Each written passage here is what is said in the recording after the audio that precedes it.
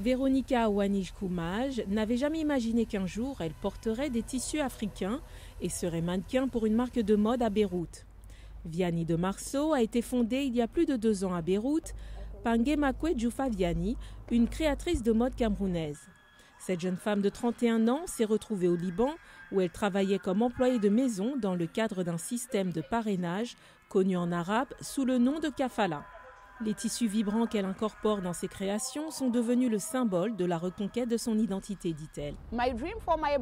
Mon rêve pour ma marque est de pouvoir partager mon histoire, de faire connaître l'histoire de Vianney de Marceau, le début et la suite de Vianney de Marceau dans le monde entier, pour que les gens sachent que j'ai commencé à travers un système qui m'a réduite à quelqu'un de moins qu'humain et qu'à travers cela, je suis devenue qui je suis et que je suis fière de qui je suis.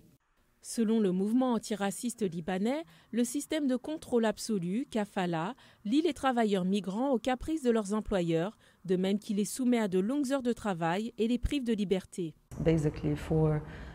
Essentiellement, les travailleurs domestiques migrants ou les personnes qui vivent ici comme travailleurs domestiques migrants sont ceux qui ont le moins de droits. Tout d'abord, parce qu'ils ne sont pas inclus dans le droit du travail.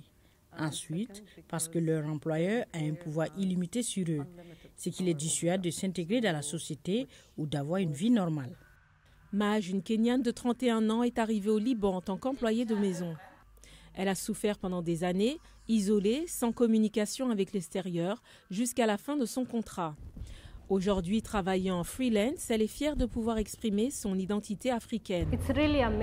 C'est vraiment incroyable de rencontrer des femmes qui ont surmonté tant de souffrances et d'oppression et qui arrivent à faire quelque chose de grand, comme une marque qui leur est propre.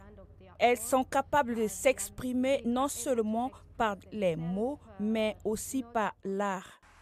Selon l'Organisation internationale pour les migrations, plus de 160 000 travailleurs migrants vivent au Liban.